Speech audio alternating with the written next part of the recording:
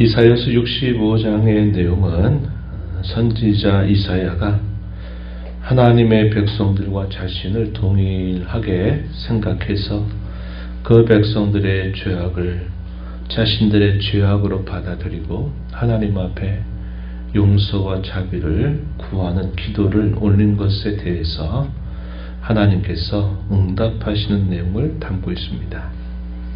우리가 앞서서 읽었던 이사야서 63장 15절부터 64장 마지막까지 선지자가 하나님 앞에 기도를 올려요. 그 기도에 대하여 하나님이 응답하시는 말씀이 소개가 됩니다. 우리가 읽은 앞부분에서 어떤 말씀을 하시냐면 하나님께서 그동안 자기 백성들을 끊임없이 불러오셨다는 사실을 말씀하시는 겁니다. 선지자가 하나님 앞에 자기 백성들이 처할 그 공경 가운데서 도와달라고 간절하게 구하는 그 기도에 대하여 하나님이 응답하시기를 바라는 그런 기도에 대해서 하나님이 응답하시면서 나는 내 백성들을 예전부터 끊임없이 불러왔다, 이런 말씀을 하시는 겁니다. 1절 간번 가서 보시면 나는 나를 구하지 아니하던 자에게 물음을 받았으며 나를 찾지 아니하던 자에게 찾아남이 되었으며 내 이름을 부르지 아니하던 나라에 내가 여기 있노라 내가 여기 있노라 하였노라. 자기 백성들이 원치도 않고 부르지도 않고 찾지도 않았을 때 하나님이 내가 여기 있다, 하나님이 직접 그들에게 먼저 나타나셔서 그들을 찾아서 끊임없이 불렀다 하는 사실을 말씀하시는 겁니다. 그럼에도 불구하고 그 백성들은 어떻게 했느냐라고 말씀하시기를 2절에 보면 내가 종일 손을 펴서 자기 생각을 따라 옳지 않은 길을 걸어가는 패역한 백성들을 불렀다. 이 백성들은 자기 생각을 따라서 옳지 않은 길을 끊임없이 고집하며 걸었다, 이렇게 표현을 했습니다.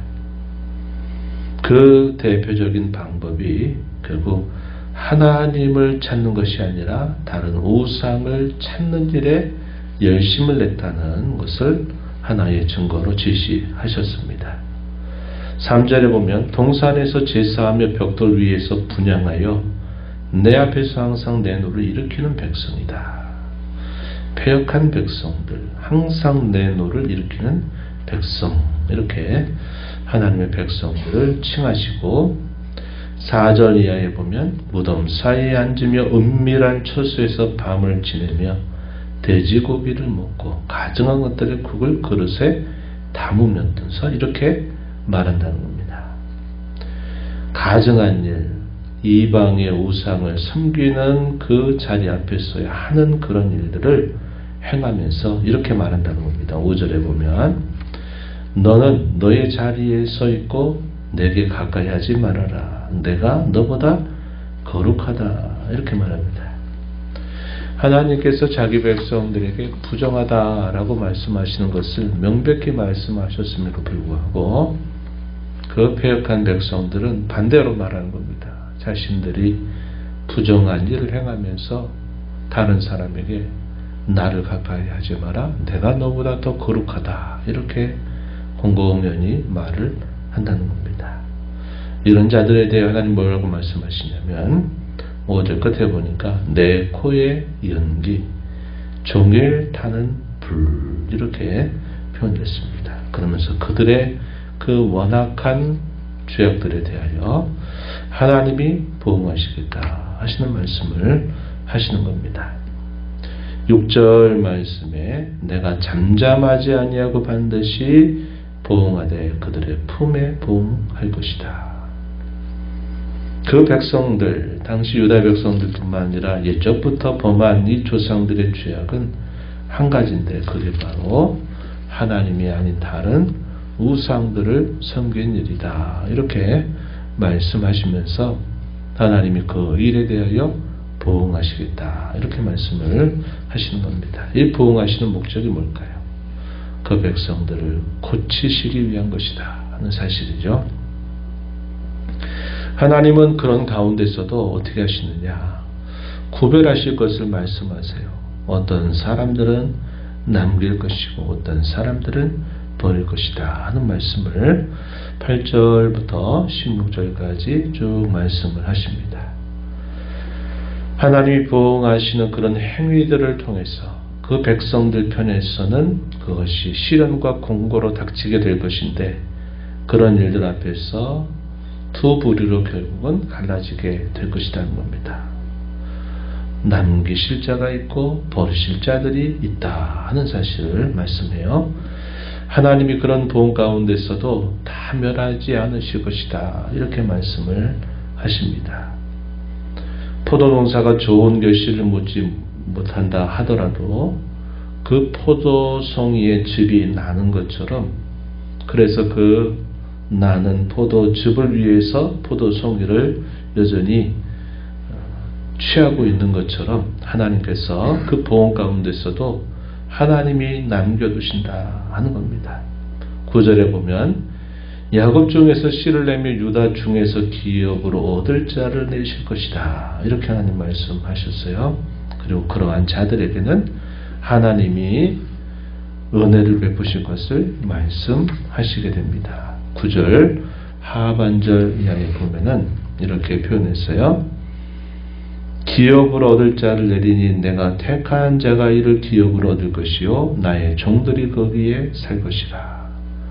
사로는 양떼우리가 될 것이고 악을 골짜기는 소떼가 눕는 것이 될 것이고 나를 찾은 내 백성의 소유가 될 것이다 이렇게 말씀하셔서 그 남겨둔 자들에게는 하나님이 은총을 베푸실 것을 말씀하십니다. 그러나 버리실 자들에 관하여서는 11절 말씀에 오직 나 여호와를 버리면 나의 성산을 입고 갓세에게 상을 베풀며 문희에게 섞은 수를 가득히 붓는 너희 표현했습니다. 갓 2번 아래를 쭉 가면 뭐라고 표현되냐면 운수를 결정하는 신, 운수신이다. 또 문희라고 하는 거죠. 3번 아래로 내려가면 운명을 결정하는 운명신 이렇게 표현했습니다. 이러한 잘못된 우상 앞에서 상을 베풀고 거기에 섞은 수를 붓는 자들이다. 이러한 자들은 그 하나님의 심판으로부터 피할 수 없을 것이다. 이렇게 표현을 했습니다. 12절에 보면 내가 너희를 칼에 붙일 것이다. 다 굽버리고 죽임을 당하게 될 것이다. 왜냐? 내가 불러도 너희는 대답하지 아니하고 내가 말해도 듣지 않고 나의 눈에 악을 행하였고 내가 즐겨하지 아니한 일을 택하였기 때문이다. 그 이유를 밝혀주시면서 하나님의 이 복음을 통해서 두 부류로 갈라지게 될 것을 말씀하시는 겁니다. 그래서 13절 이하에 보게 되면 여기 나의 종은 하나님께서 남기실 자들이다 이렇게 표현하고 너희라고 하는 이 표현은 심판을 받아서 결국 버림을 당하게 될 자들을 이렇게 대비해서 표현을 해주고 있습니다. 나의 종들은 먹을 것이로되 너희는 줄일 것이다. 나의 종들은 마실 것이로되 너희는 가랄 것이다. 나의 종들은 기뻐할 것이로되 너희는 수치를 당할 것이다. 나의 종들은 마음이 즐거움으로 노래하겠지만 너희는 마음이 슬픔으로 울며 심령이 상함으로 통곡하게 될 것이고 너희가 남겨놓은 이름은 내가 택한 자의 저주거리가 될 것이다. 15절에 이렇게 말씀하셔서 결국 두 부류로 갈라지는 운명에 대해서 말씀을 해주고 있습니다. 이러한 표현들은 예나 지금이나 앞으로도 마찬가지의 모습으로 나타나게 될 겁니다. 요한계시록 22장 10절 이하에서는 의를 행하는 자들은 계속 의를 행하고 악을 행하는 자들은 계속 악을 행할 것이다 이렇게 말합니다. 근본적인 소속이 다른 사람들은 결국 자신들이 속해 있는 그 소속에 따라서 그들이 살아가게 되리라는 것을 말씀하고 있는 것이죠. 그래서 두 부류로 갈라지게 될 것에 대해서 말씀하고 있고요.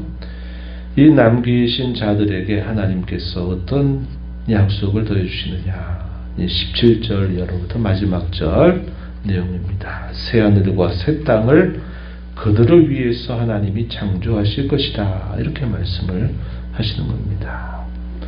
하늘과 땅은 예나 지금이나 동일할 것인데 그 하늘과 땅이 어떤 면에서 다르냐? 새롭다는 겁니다. 질적으로 새로워지는 하늘, 질적으로 새로워지는 땅을 하나님이 창조하신다, 이렇게 말씀을 하셨어요. 그것으로 인하여 남겨진 사람들은 영원히 기뻐하고 즐거워하게 될 것이다. 18절에 그렇게 약속을 하십니다. 그것은 하나님께서 그들을 무척이나 기뻐하시기 때문이다 하는 사실을 밝혀주죠. 19절, 내가 예루살렘을 즐거워하며 나의 백성을 기뻐할 것이다. 더 이상 우는 소리, 부르짖는 소리가 다시는 그 가운데 들리지 않게 될 것이고, 그들의 수명이 다 채워진 대로 넉넉히 그들의 수명이 제한 없이 살게 될 것을 말씀하시고요. 또 하나님께서 그들이 부르시기도 전에 먼저 응답하시겠다. 말을 마치기도 전에 내가 들어줄 것이다, 이렇게 말씀을 하셨습니다. 24절에 그들이 부르기 전에 내가 응답하겠고 그들이 말을 마치기 전에 내가 들을 것이다, 이렇게 표현했습니다. 또한 그들이 사는 그 환경에 대해서 25절 마지막 절에 이리와 어린 양이 함께 먹을 것이고 사자가 소처럼 짚을 먹을 것이고 뱀은 흙을 양식으로 삼을 것이다. 나의 성산에는 해함도 상함도 없을 것이다, 이렇게 표현하면서 하나님이 새롭게 하실 그 백성들이 머물 그 환경에 대하여 하나님이 약속하시는 내용들이 소개가 되고 있다 하는 겁니다. 이러한 선지자의 예언은 700여 년이 지나고 1세기 후반에 사도 요한이 박해와 시련 가운데 밤모섬에 있을 때 또 하나님께로부터 계시를 받아서 적은 요한계시록 마지막 말미에서도 이러한 내용들이 제시가 되고 이 내용들이 마침내 성취될 것이다 하는 사실을 약속하고 있다 하는 겁니다. 그래서 이 선지자를 통해서 하시는 이 예언은 종말의 마지막에 완성될 그 하나님 나라의 참모습을 예언해 주고 있는 말씀이고, 그 완성될 하나님의 나라에 참여할 자들에 대해서 오늘 본문 속에서 말씀하고 있음을 보게 되는 겁니다. 그래서 오늘 이 말씀을 통해서 우리가 확인하게 되는 중요한 교훈들은 하나님께서 남기신 자들에게 약속하신 이 복이 우리에게 얼마나 영광스럽고 찬란하게 약속되고 있는가 하는 사실을 우리가 다시 한번 알게 됩니다. 그리고 그러한 하나님이 행하실 일들 앞에는 이 땅의 죄와 부패로 인해서 망가진 모든 것들이 이제 완전하게 회복이 될 그 모습을 우리에게 분명히 보여주고 있다는 겁니다. 요한계시록에서도 그렇게 말하죠. 사망이나 죽음이나 애통이 다시는 있지 않을 것이다, 이렇게 말씀을 하시는 겁니다. 그 완성된 영원한 나라에 살기에 합당하도록 우리의 이 육체의 생명도 영원한 생명으로 다 바뀌고 우리의 이 연약한 몸도 신령한 몸으로 다시 부활하게 될 것을 성경이 약속하고 있다고 하는 겁니다. 그러한 약속에 참여할 자들로 삼아주신 하나님의 은혜에 감사하면서 우리가 그 약속이 이루어지는 날들을 소망하며 오늘을 살아야 되겠다 하는 것이고, 오늘을 살아가는 우리의 삶의 모습은 어떠해야 될까요? 어떤 부류에 속한 자로 사느냐 하는 것입니다. 하나님께서 우리를 그의 백성으로 그의 자녀로 택하신 그 은혜를 우리가 늘 기억하면서 우리의 소속과 신분에 맞는 길을 우리 끊임없이 걸어가야 된다는 겁니다. 세상 가운데 살고 세상 사람들과 우리가 함께 섞여 사는 삶을 매일매일 살고 있지만 우리가 소속된 그 하나님 나라의 백성답게 하나님의 자녀답게 우리에게 원하신 그 올바른 길을 흔들림 없이 걸어가며 살아가는 저와 여러분이 되어야 하겠습니다. 이런 은혜가 우리 모두에게 함께하기를 진심으로 바랍니다. 하나님 아버지 감사합니다. 이 새벽 시간에도 저희들을 깨워주시고 오늘도 주의 은혜를 힘입어서 주의 앞에 나오게 하시고 찬양드리며 주의 말씀에 귀를 기울여 듣게 하시고 받은 말씀을 붙들고 기도하며 이 하루를 시작하게 하심을 감사드립니다. 하나님 아버지 저희의 본성과 저희의 삶의 형실로 말하면 모두가 다 하나님의 심판을 피할 수 없는 자들임에도 불구하고 하나님의 긍휼하심과 자비를 입는 백성이 되게 하셔서 저희들의 죄를 따라 벌 받는 것이 아니라 주님의 공로로 말미암아 한량없는 은혜를 입는 자로 불러주신 은혜를 저희가 감사드리면서 저희에게 약속하신 영원한 약속이 이루어지게 될 그 날을 소망 중 바라보며 오늘을 살되 저희들을 부르신 그 하나님의 부름을 감사하면서 그 부르심에 합당하게 하나님께서 저희들을 변화시켜 주신 그 신분에 합당하게 매일매일을 주 앞에 살아가는 저희들이 되도록 도와주시기를 간절히 바라옵나이다. 오늘도 주 앞에 나와서 기도하는 모든 심령들의 간구를 기울여 주시고 응답해 주시기를 바라며 예수님 이름으로 기도하옵나이다. 아멘.